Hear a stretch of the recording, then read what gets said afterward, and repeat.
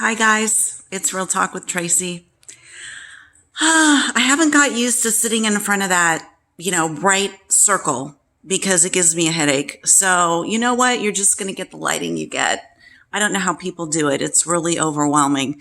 But what I wanted to talk about today is I wanted to talk about people in your life that are narcissistic and hoping or thinking that they're going to change. And you know what?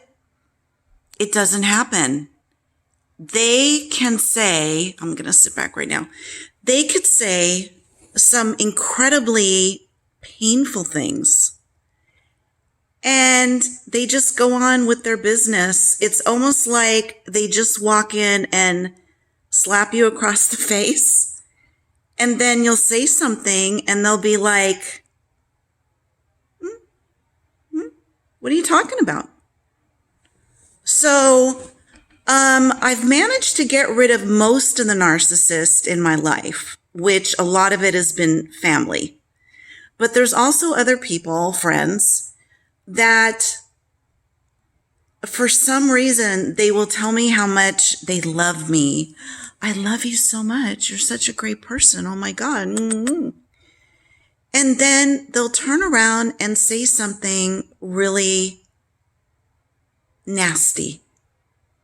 And if you call them on it, they'll just be like, oh, you're so sensitive. What's wrong with you?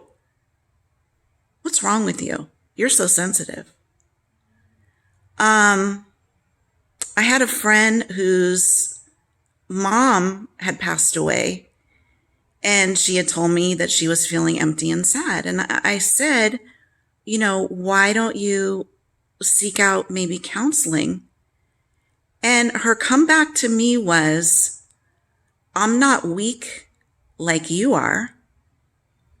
I don't need those things. I'm a much stronger person than you are. And I thought that that was really nasty.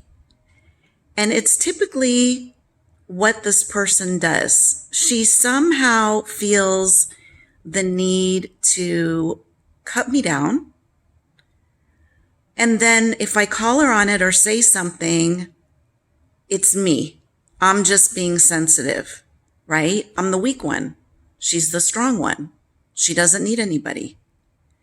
And when you know people like this in your life and you see how they can say things that are very abusive, like my uncle that raised me.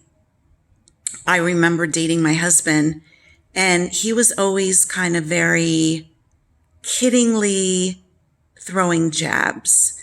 And I remember my husband coming over, and he would say, oh, what was your name? Are you John? Are you Rick? No, wait, is your name Jack? I mean, she's talking about me, his daughter. She's dating so many people. I think there's a sign-in sheet. Do you want to sign in? Because I just can't keep track of all the men she's dating. Things like that. Or he said, do you remember years ago when you wore those leather shoes and your feet smelled terrible? Like, he would say things like this in front of other people just to knock me down. And I remember going out to eat with him and him looking around the restaurant and him being like, oh, look at that guy. He's so fat. And I'm like, shut up. Oh my God, you're going back again for more food from the buffet? And I said, you know what? Somebody is going to deck you. And you're going to deserve it. And he would laugh and think it was really funny, and he would poke fun at people. And I said to him, the next time you do that at a restaurant, I'm leaving you here.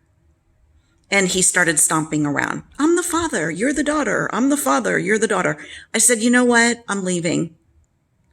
I will be the daughter when you act mature enough and you act like a father. But I have talked to you about boundaries. I have talked to you about this behavior that's unacceptable. Or he would talk about sexual stuff. Okay. I don't want to hear about sexual stuff from my father. It's my father. I'm not a guy at the bar sitting next to him. I'm his daughter. The last thing that caused him to be booted out of my life was he said something about getting my husband something really special, something that he would really, really, really like. And I said, you don't have to do that. Jay has everything he needs. And he says to me, oh, I know. I'm going to get him a tall, sexy, blonde woman for Christmas. And I said to him, do you know how insulting that is to me as a woman? Do you know how wrong it is for you to say things like that to me? First of all, no, my husband wouldn't appreciate that because he's not a dog like you. He doesn't cheat and he's not looking for a young 25-year-old woman. And I said, secondly, it's really hard getting older. You don't understand how hard it is getting older. And you're really demeaning me again. And you're really hurting my feelings. And to that, he started laughing. Oh, ha, ha, ha, ha. You know how I am. You know how I am. Yeah, I know how you are. And I don't want to be around you any longer. I am sick of it. I grew up with him telling me I was fat, I was stupid, I was lazy, I would amount to nothing. And dealing with these people that are so narcissistic, they have a deep insecurity inside where they feel like the only way to make themselves feel better is to knock you down. That's the only way they're going to feel better, is just knocking you down. And I want to tell you that any friends that have been narcissistic, I limit myself to them. Very limited. Maybe I see them, I don't know, once or twice a year. All the family and other people that I've had in my life that are very narcissistic, insulting, selfish, self-centered, everything is about them. They have zero empathy. Nothing. You could tell them that you just had surgery and they'll be like, oh, okay. So I was telling you about my blah, blah, blah. Like they don't even acknowledge, or my dog died. Oh my God, my dog passed away. Oh, gee, that's too bad. So anyway, when are you going to get a new dog? There's no empathy. And I don't think you can teach them. I don't think you can change them. I think in my case, I just got away. I got away from them, you guys. My aunt that raised me was such a narcissist. And after I was 12 and after she had her nervous breakdown, and she started drinking and doing drugs, she wanted me around just because she didn't want to be lonely. So when she was home, I had to be there. And she would call me and say, I have a bleeding hernia. And if you don't come home, I'm going to be dead on the floor and it's going to be all your fault. Do you want to find me dead? And I'm like, no. And she'd be like, well, then you have to come home right away. But then she would leave. And when I was 12, and she would leave me for a week. She would leave me alone in a huge house in Malibu Lake by myself. Just leave. And then wind up coming home at 2 or 3 in the morning with a bunch of men from the nightclub.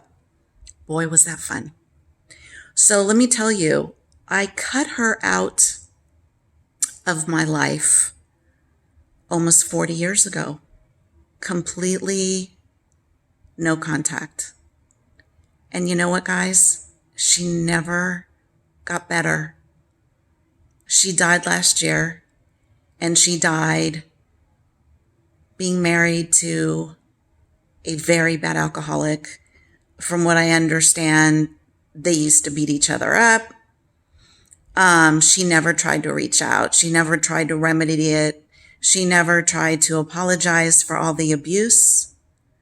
I remember when it was my aunt and uncle actually, when my uncle left, I remember her coming into my room and saying, everything has been about you.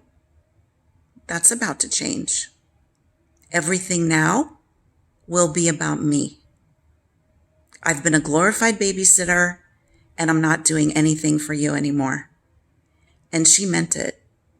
She meant it. She became like my monster in my house when she was around.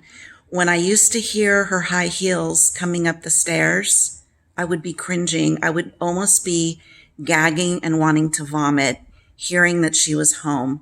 I was scared to be not home. I mean, home by myself, but I was scared also when she was home.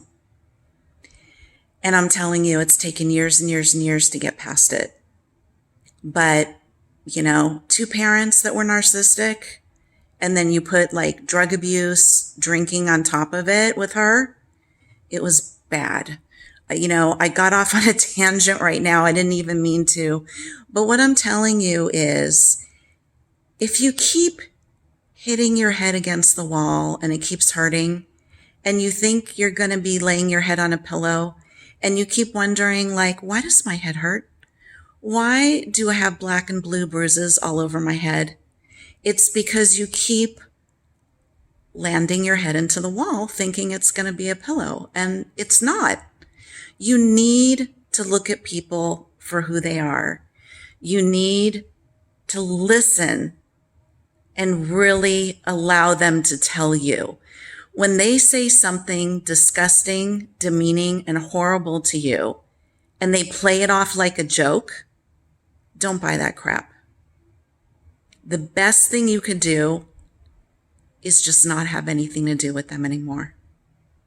Because there's nothing that these people do except constantly pull you under as if they're drowning you. You ever have, like when you're a kid, you're in the pool and some little boy comes and pulls you under and, you're choking and spitting up water. And then he's like, oh, I was just kidding. I was just kidding. It's like that. But you're dealing with that as an adult with the narcissist.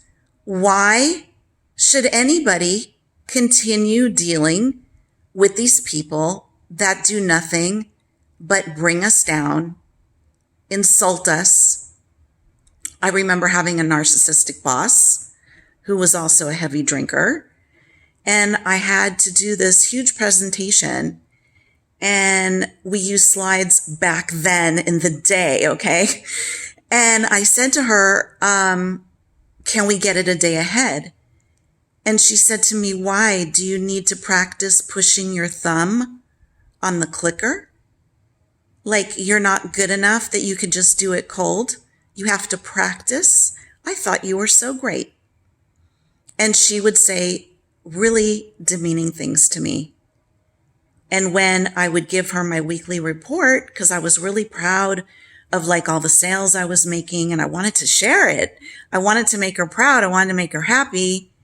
I remember her saying like, I am so sick of hearing about how great you are from everybody. I don't want your report. I don't want to hear about how great your sales were. I don't want to hear about you. Just go ahead and do your job. And I'm like, but don't you want to know how I'm spending my time? Don't you want to know what I've done for the week? And she's like, no, just do your thing and leave me alone. So that's how I got rewarded for doing a good job. She hated me. So do yourself a favor. You don't deserve to be a servant to the narcissist. Those of us who are very empathetic and loving and caring and want so badly to be accepted, these people find us and they seek us out. And it's good to recognize what you're dealing with and to realize that the healthiest thing you could do is walk away. Save yourself. You know, like when you're on the plane, it says save yourself first. Before you put the mask on your child, you have to save yourself first. Anyway, guys, if you're dealing with a narcissist, I'm very sorry. I'm sorry to tell you they don't change. They don't care. You are like a play toy to them. They are like a cat, and you are like that little play toy that they just want to kick around. So if you don't want to be that anymore, just walk away. Walk away. Find people that love you and sincerely respect you. That's what I've done. And I can tell you, in my 59 years, my life is the most peaceful it's been now. And I'm thankful. Anyway, you guys, please subscribe. I usually don't do such heavy topics on YouTube. I save them more for my podcast. But I just felt like I needed to say certain things, and I wanted to share with you. I want you to know that you're not alone in this. There's nothing wrong with you. You're not crazy. And you can love yourself and put yourself first. So please subscribe. Subscribe so I can make 5 cents. Subscribe, please, so I can make a few pennies on my YouTube channel eventually. Okay, guys. If you want to hear more about my family, about narcissism, about, oh my God, I have so much on my podcast. Just Google, Hi Guys, Real Talk with Tracy. I am in like 45 countries now. I'm on 8 or 9 channels. I really think you'll get a lot out of it, and feel free to leave comments and I will write back to you. Okay, bye. Take care.